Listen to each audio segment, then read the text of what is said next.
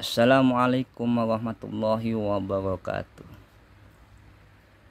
Kembali lagi kami Naga Kembar Emas mengenalkan kesenian barang antik pusaka dari Indonesia.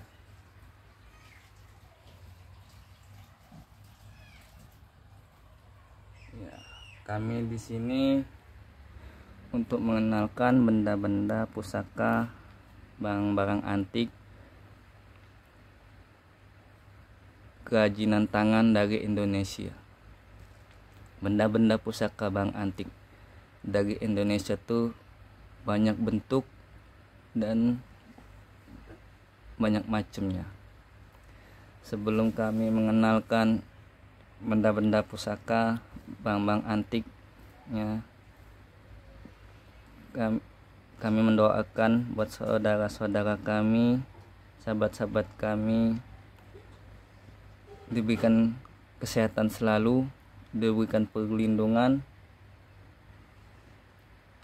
dan diberikan kelancaran untuk dunia dan akhirat. Dan buat yang sakit, semoga segera diberikan kesembuhan, dan buat yang lagi dalam masalah dan musibah, semoga diberikan kesabaran yang besar dan diberikan kemudahan untuk menyelesaikannya.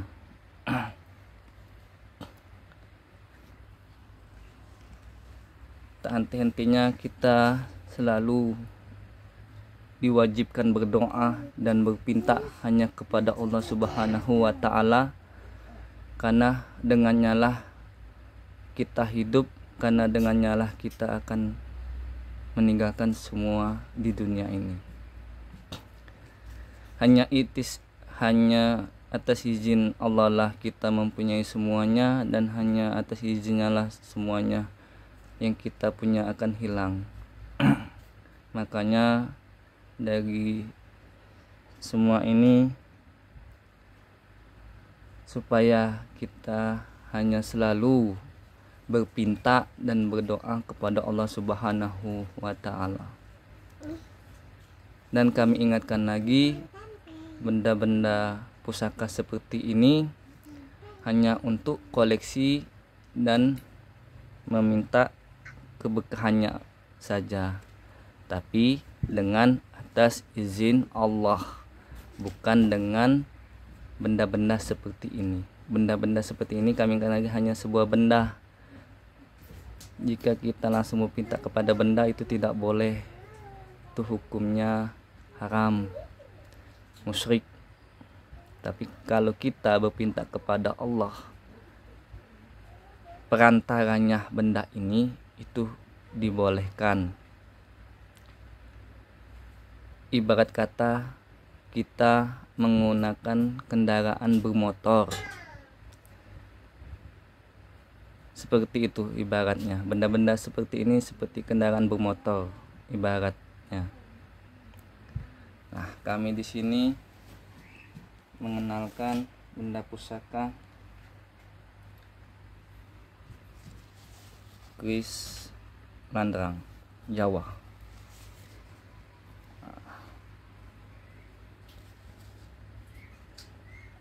Nih, cantik kan? Nah, betapa cantiknya benda-benda barang antik dari Indonesia ini. Nah, di sini kami mengenalkan barang-barang antik dari Indonesia biar barang-barang antik kita lebih terkenal lagi sampai ke mancanegara. Ini isinya naga sosro, sama seperti yang kemarin, tapi ini lebih halus barangnya.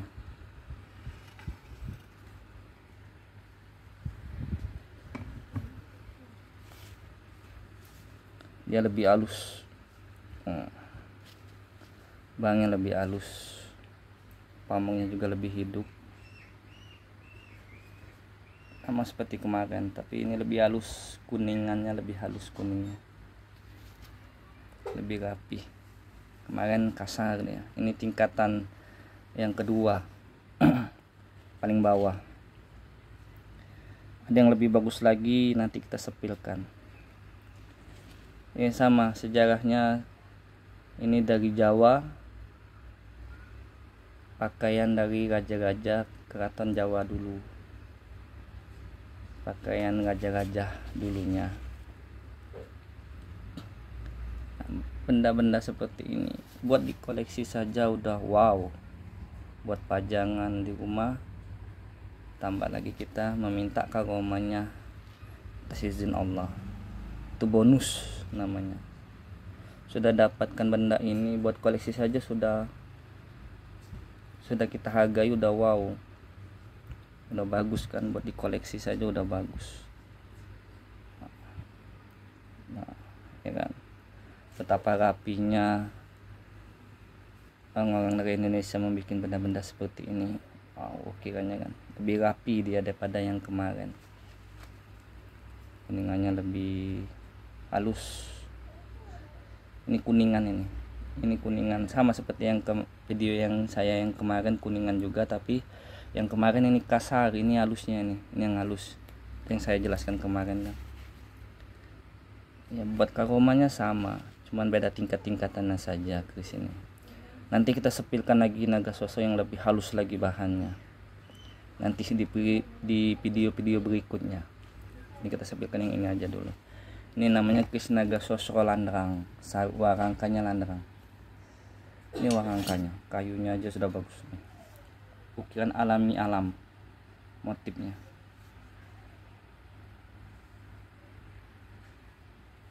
Ini kuningan. Ini kalau mitosnya ini junjung derajat, ini 9 tingkat. Ini kalau orang Jawa nih pasti tahu, ini ada artinya. Ini empuh-empuh yang mau bikin seperti ini, orang-orang mau bikin seperti ini bukan sembarangan bikin. Dari keturunan, dari sejarahnya dia tahu, dia bikin benda-benda seperti ini tidak asal-asalan, ada niatnya juga. Seperti kita pinta kepada Allah kan ada niatnya, mau apa dan pintanya apa, ya kan. Kita pinta jahat tetap dikabulkan oleh Allah, tapi tanggung sendiri risikonya masing-masing. Semua kehidupan ada risikonya masing-masing. Mau baik ada imbalannya, mau jahat ada imbalannya. Dan yang kita sepilkan, ini yang disebut pusaka Semar Mesem. Ini pusaka Semar Mesem ini. Ini rajahannya, tulisan Arab. Nih, nah, yang disebut pusaka Semar Mesem.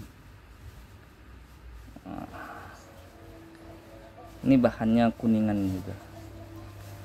Banyak benda-benda pusaka kita bahannya semuanya kuningan, karena kuningan itu warnanya sama seperti emas tapi harganya murah. Itu simbolnya diambil dari simbol emas, tapi bahannya bahan murah. Kalau semuanya dari emas tuh mahal, tidak semua orang bisa mempunyai. Tapi kalau dengan bahan yang kuningan ini semua orang bisa mempunyai asal mau membayar kan. Benda-benda seperti ini juga ada harga-harganya, ada dari yang murah sampai yang mahal tuh ada. Nah, sama mitosnya sama Mesem, mitosnya buat pengasihan, penglaris. Tapi kembali lagi kita tetap kepada Allah, hanya percaya hanya kepada Allah. Ini hanya sebuah benda, tapi kita boleh meyakini ini hanya bisa menjadikan perantaranya, itu saja.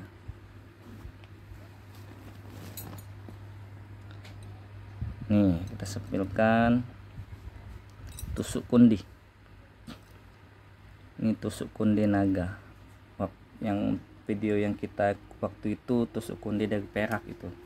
Yang dari perak itu asli temuan dari Sungai Musi, Kota Palembang. Nah, kalau ini yang dari Kuningan. Ini naga.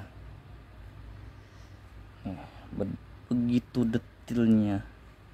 orang kita membuat benda-benda seperti ini.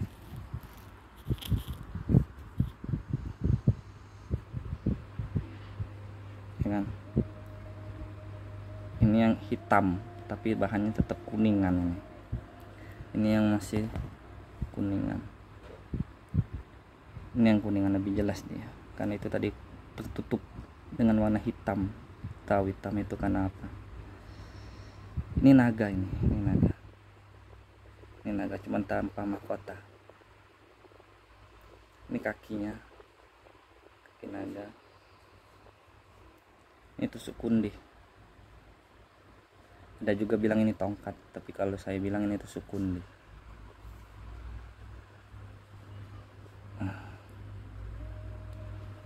Sepasang. Nah, bentuk-bentuk benda-benda pusaka kerajinan tangan dari Indonesia. Kalau yang biasa hobi ngoleksi pasti tahu benda-benda seperti ini, baik yang biasa ngambil ke rumahnya atau hanya dikoleksi saja.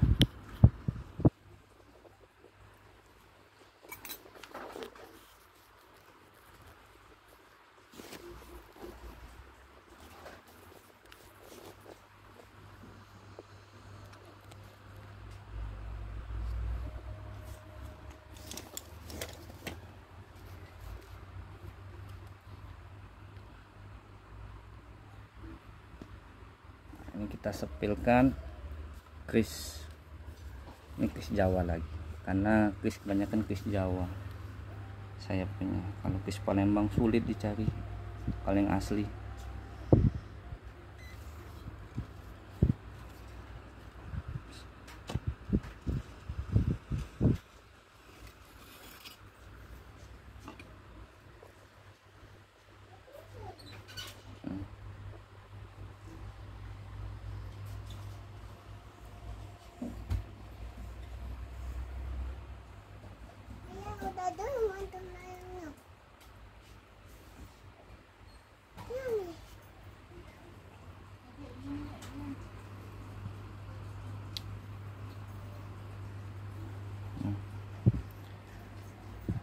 Betapa cantiknya kan,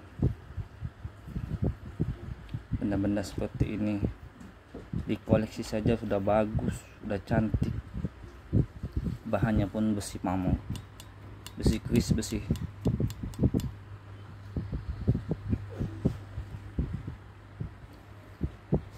Benda-benda seperti ini pun harganya juga tidak mahal kalau hanya dikoleksi saja bagi yang hobi seperti saya kan. Kalau yang mahal juga sulit buat membelinya. Itu juga saya, kalau saya sale, saya suka, saya ada uang saya beli, kalau tidak ya saya tahan. Karena mempunyai benda-benda seperti ini tidak dipaksa, harus memiliki dan harus punya sesuai batas kemampuan saja. Karena tidak boleh melebihi batas, itu sudah tidak boleh.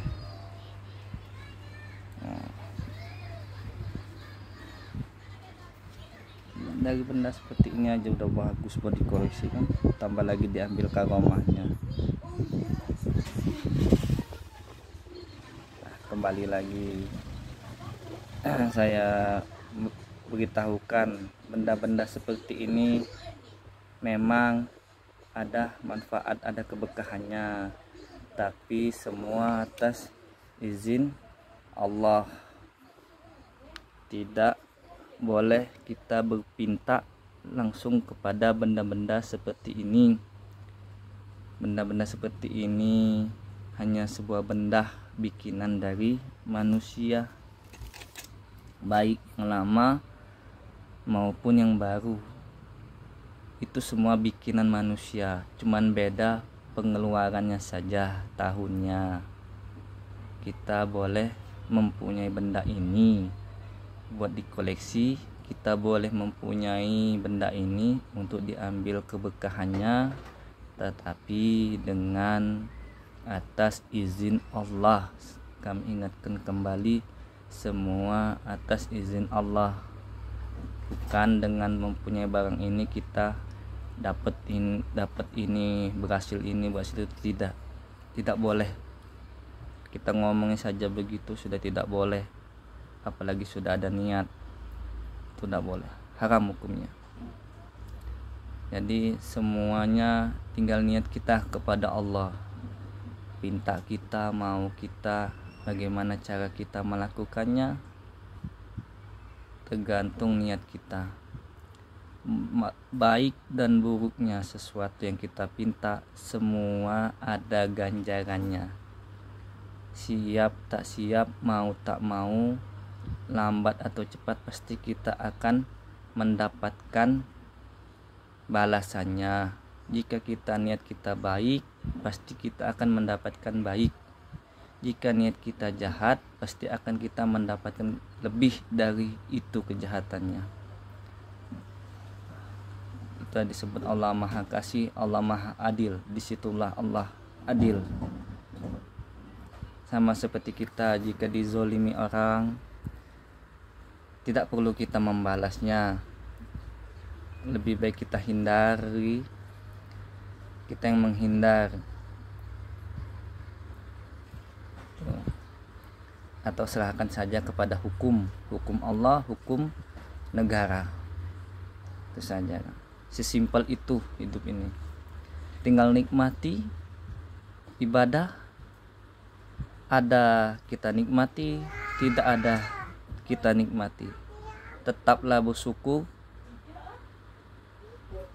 Nikmat Allah tuh luas, karena semuanya atas izin Allah. Dan banyak-banyaklah beristighfar, karena kita tidak tahu kapan kita berbuat dosa dan kapan kita mendapatkan pahala, ya kan? Yang jelas kalau berbuat dosa di jalan aja sudah kita berbuat dosa.